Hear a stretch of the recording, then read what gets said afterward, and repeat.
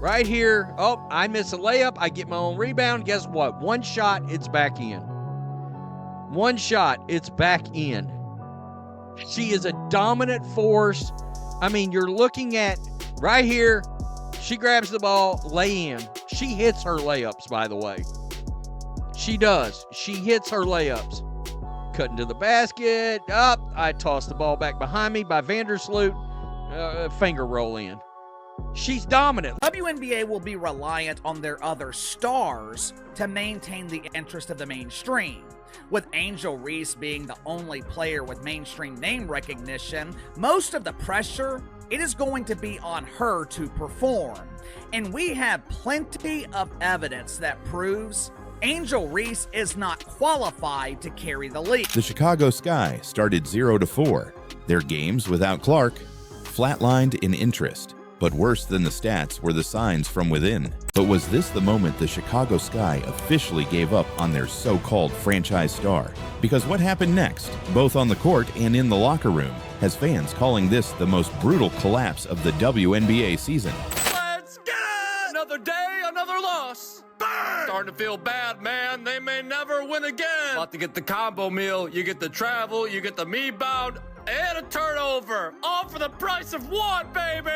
Why is she top 3 in the league in turnovers? Because it plays like that, huh? On defense, Cardoso remained locked in.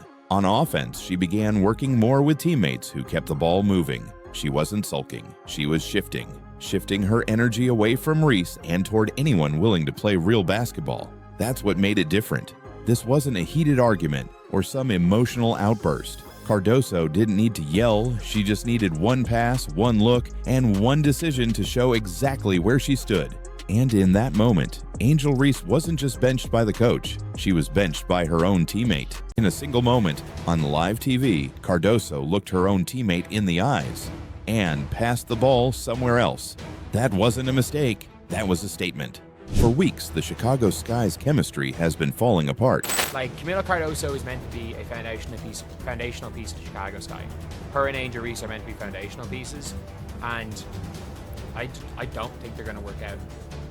I don't think the two of them are going to work out together. I don't know how their game plays off next. But what happened during that Mercury game took it to a new level. How are you 6'7" and Sabrina Ionescu 6 feet tall? Natasha Cloud, 5'9", are snatching rebounds out your hand.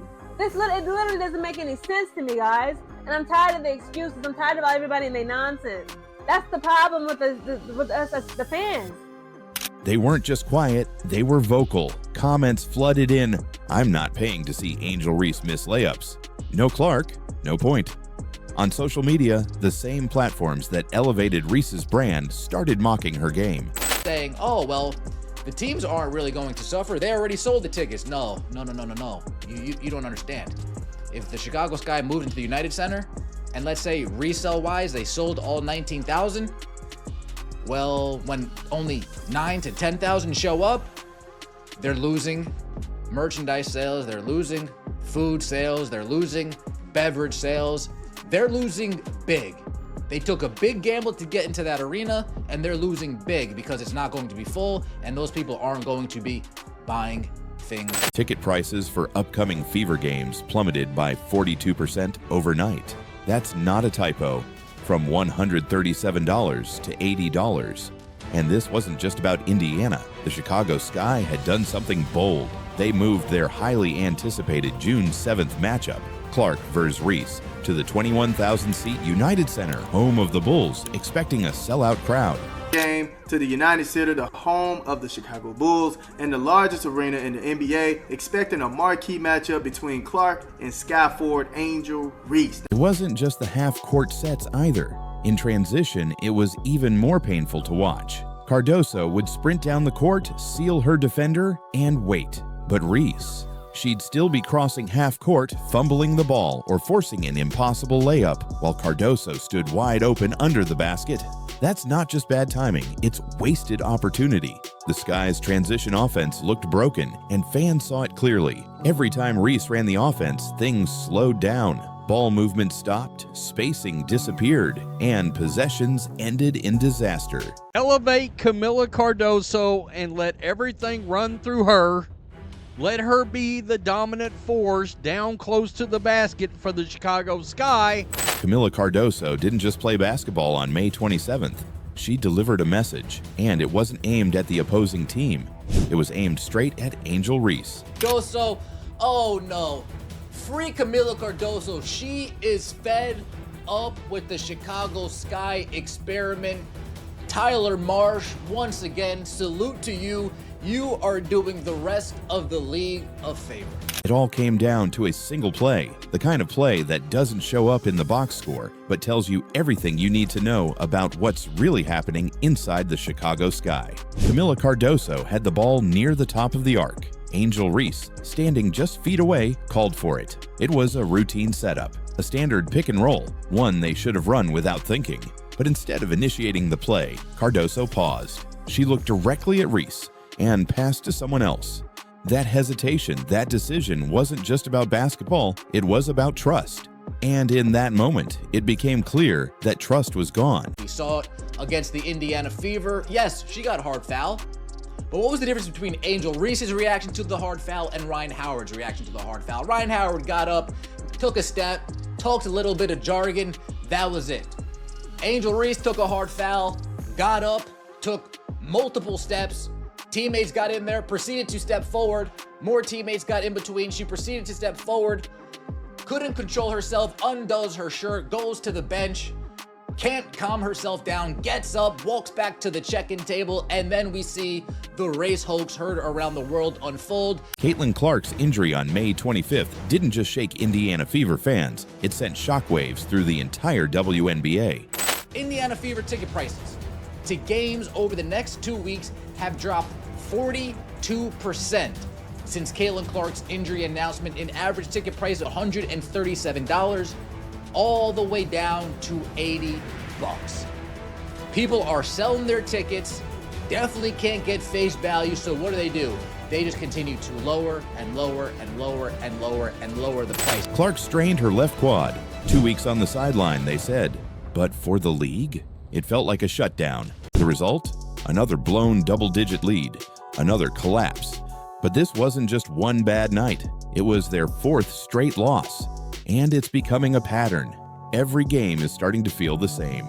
Start strong, lose chemistry, stall out, and fall apart in the second half. And more often than not, the drop-off begins when Reese gets the ball. Even fans online are starting to call it out. They're tired of highlight stats that don't lead to wins. To me, it's like low-key cringe. Okay, it's great that she's able to get her misses, but still, she kept missing the ball. Okay, that's not a good look, Angel. You need to stop playing selfishly and pass the ball. And fans are noticing. On Twitter, TikTok, and every WNBA discussion thread, clips are going viral. Missed layups, bad decisions, and awkward moments where teammates visibly pull away from her.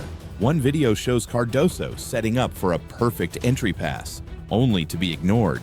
Another shows her frustration after yet another failed possession caused by Reese. Meanwhile, Cardoso is locked in.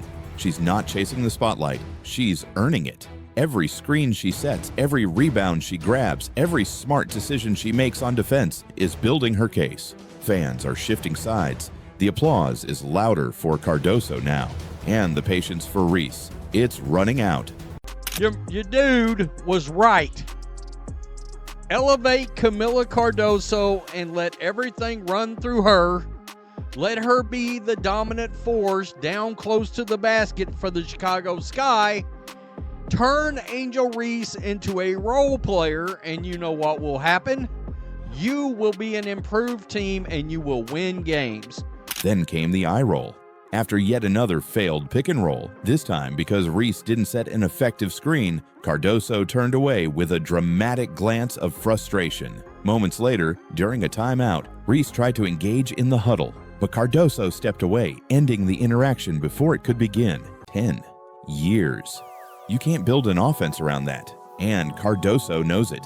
Even her own rebounds told the story. Over 46% of Reese's offensive rebounds came off her own missed shots. Think about that. Nearly half of her hustle plays were just her rebounding her own mistakes. That's not dominance, that's cleanup. Meanwhile, Cardoso was constantly in the right spot, but she wasn't getting the ball. Why? because the offense stalled every time Reese touched it. Instead of swinging the ball or feeding the post, Reese often held it, dribbled aimlessly, or drove into defenders. And when the defense collapsed, she'd either lose the ball or throw a wild pass too late. That's how you kill momentum. Viral clips of missed shots, defensive lapses, and awkward post-game smiles replaced highlights. One comment summed it up best. Reese is more invested in Instagram captions than actual basketball. Merchandise sales plummeted, attendance dropped, and networks scrambled to make backup plans. The cold truth, the WNBA built its momentum on one rookie, and now that she's gone, even temporarily, everything is falling apart. Executives are sweating, sponsors are nervous, and Angel Reese, instead of rising to the moment, is fading. She was supposed to be the rival, the co-star, but now she's the reminder that there is no backup plan, and every game Clark misses, that truth gets louder. From tense stares to ignored plays, it was clear. Kamilla Cardoso is tired of picking up Angel Reese's slack. This point forward experiment, this Ariel Atkins trade, this has done nothing but backfire on you, backfire on the team, and backfire on the fans. Angel Reese last night against the New York Liberty, one of the worst games she's played as a professional, takes that out on the referees. Kamilla Cardoso visibly upset, and all of this falls at the feet of Tyler Marsh and those who co-sign the lack of work ethic that we see from some players over there in Chicago. And that's when fans really started talking, because these weren't minor moments. These were deliberate signals caught on camera of a player who had made up her mind. Cardoso wasn't just done with the play, she was done with the partnership. Guess what did not happen?